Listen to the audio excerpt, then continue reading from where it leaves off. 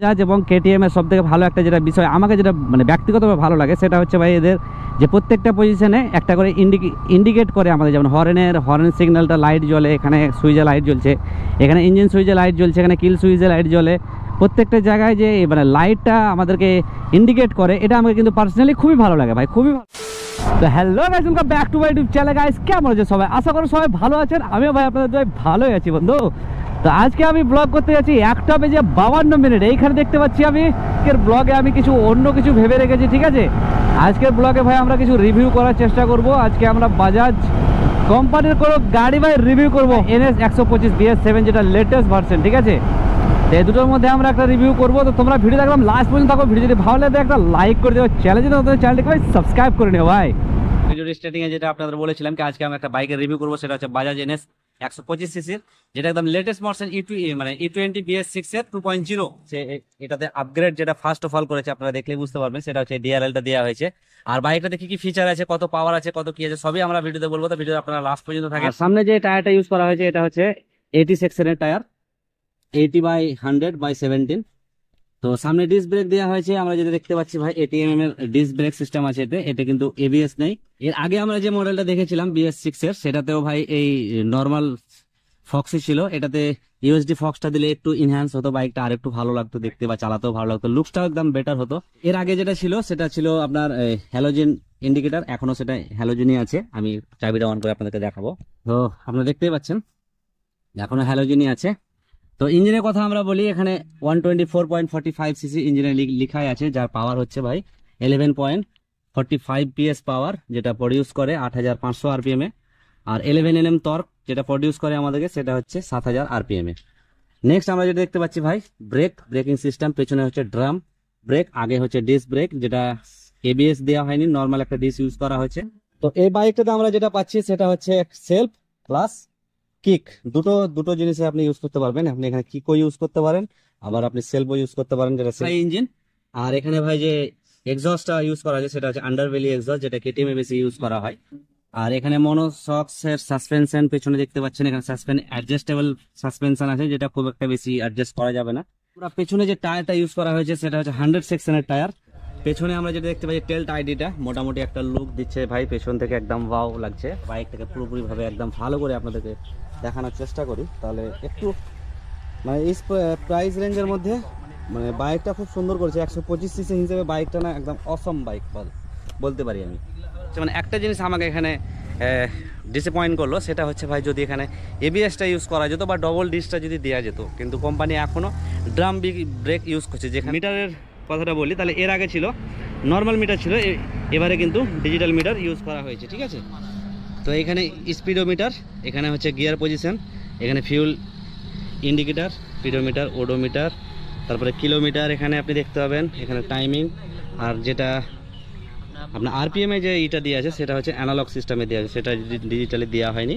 সেটা ডিজিটালি দিলে হয়তো আরেকটু ভালো লাগতো। তো যাই হোক, এখানে চাবি অন এবং অফ। নেক্সট হচ্ছে আমাদের কিল সুইচ দেওয়া হয়েছে বাইকটাতে। 125 সিসিতে বা কিল সুইচ মানে একটা ভালো একটা অপশন ফরেনে ইউজ করা হয়েছে।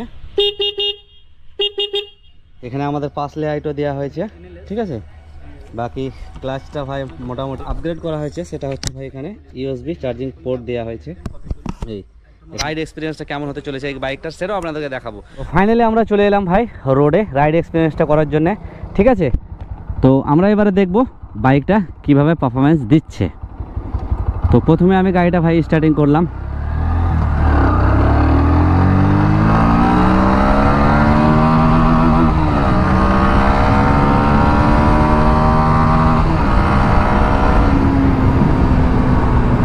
আমি এখন 4 নম্বর গিয়ারে আছি। আমি ইনিশিয়াল পিকআপটা দেখার জন্য ভাই গাড়িটা একটু ভাগালাম, ঠিক আছে। আর এখানে স্পিডোমিটারটা উঠছে না, কারণ এটা নতুন গাড়ি, একদম শোরুম থেকে আমি রিভিউ করার জন্য এনেছি, ওই জন্য ভাই মিটারটা কাটা আছে, ঠিক আছে।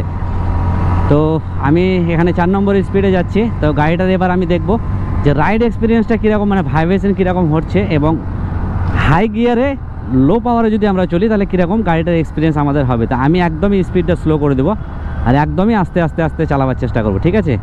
আমি যে ব্যাপারটা বুঝতে পারছি কি হ্যান্ডেল থেকে যেখানে যে গ্যাপটা আছে ভাই, আপনি যদি লং রাইডের পারপাসে যদি এই বাইকটা ইউজ করেন বা সিটি রাইডের জন্য বা ডেলি ইউজের কারণে এই বাইকটা যদি আপনি মানে নেন, আপনাকে মানে বোরিং ফিল করবে না, কারণ আপনার হাতটা না একদমই স্ট্রেট থাকবে, কারণ এই হ্যান্ডেলটা আপনার সিটিং পজিশন থেকে অনেকটাই দূরে। এই জায়গাটা ধরে আপনি একদম স্ট্রেট হাতটাকে স্ট্রেট করে বাইকটা চালাতে পারবেন, যেটা খুবই একটা ভালো ব্যাপার। দ্বিতীয়ত ভাই বাজাজ এবং কেটিএমের সব থেকে ভালো একটা যেটা বিষয় আমাকে যেটা মানে ব্যক্তিগতভাবে ভালো লাগে, সেটা হচ্ছে ভাই এদের যে প্রত্যেকটা পজিশনে একটা করে ইন্ডিকেট করে আমাদের, যেমন হর্ন সিগন্যালটা লাইট জ্বলে, এখানে সুইচে লাইট জ্বলছে, এখানে ইঞ্জিন সুইচে লাইট জ্বলছে, এখানে কিল সুইচে লাইট জ্বলে, প্রত্যেকটা জায়গায় যে মানে লাইটটা আমাদেরকে ইন্ডিকেট করে, এটা আমাকে কিন্তু পার্সোনালি খুবই ভালো লাগে ভাই, খুবই ভালো লাগে। এই বাইকটা সবথেকে বড় কথা হচ্ছে কি ভাই 125 সিসি হিসেবে 5টা গিয়ার আছে, ঠিক আছে। যতটা আনুমানিক আমি যে গতিতে যাচ্ছি 20 থেকে 25 হবে, কিন্তু গাড়িতে ভাই এখন অবধি কোনো ঝটকা মারছে না, স্মুথলি রাইড করা যাচ্ছে, ঠিক আছে। তো এটা একটা ভালো একটা ব্যাপার। দ্বিতীয়ত আমি এক হাতে রাইড আমি কমফোর্টেবলি করতে পারছি। আর আমি ভাই হাই রোডে মানে একটা রোডে আছি, তো রোডে আমাকে এভাবে রাইড করা উচিত না, একদমই স্লোতে চলছি, একদমই স্লোলি।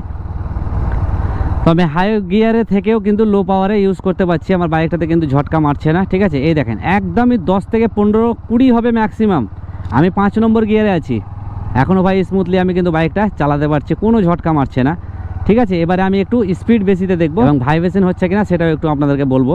আমি একদম প্র্যাকটিক্যালি আপনাদেরকে লাইভ রাইড করে আপনাকে মানে এক্সপিরিয়েন্স আমার শেয়ার করবো, এই না যে আমি শুধু শুনলাম আর বলে দিলাম। আপনি ইজিলি বাইকটাকে ভাই টার্নও করাতে পারেন এভাবে, ঠিক আছে, এভাবে টার্ন করলেও কোনো সমস্যা নেই। এবার একটু বাইকটাকে আমি ভাগাবার চেষ্টা করব, ঠিক আছে।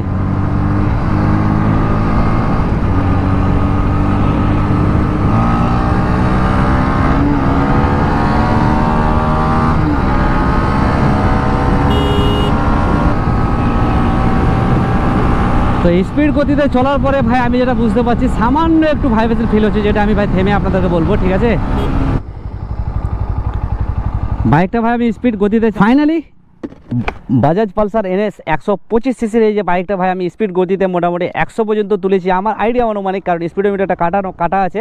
তো এই বাইকটা চালানোর পরে আমি যেটা সব মানে 100 স্পিডে চালার পরে যে আমি অনুভবটা করলাম, সেটা হচ্ছে ভাই যে লো স্পিডে যদি আপনি হাই গিয়ারেও থাকেন, আপনার গাড়িতে কোনো ভাইব্রেশন হবে না, কোনো ঝটকা মারবে না, এই না গিয়ারটা আপনাকে মানে ইমিডিয়েট কম করতে হবে যদি আপনি সিটি রাইড করেন, এটার জন্য একটা খুবই একটা ভালো বিষয়। কিন্তু আপনি যদি মানে হাইওয়ে রাইড করেন, হাই পিক আপে থাকেন, তাহলে ভাই আপনার এই জায়গাটাতে একটু এই ফুট রেস্টের জায়গায় একটু হালকা ভাইব্রেশন আপনার অনুভব হবে, আর এই জায়গাতে এক্সেলেটরের জায়গায় হালকা একটু অনুভব, যেটা খুব একটা বড় ম্যাটার না।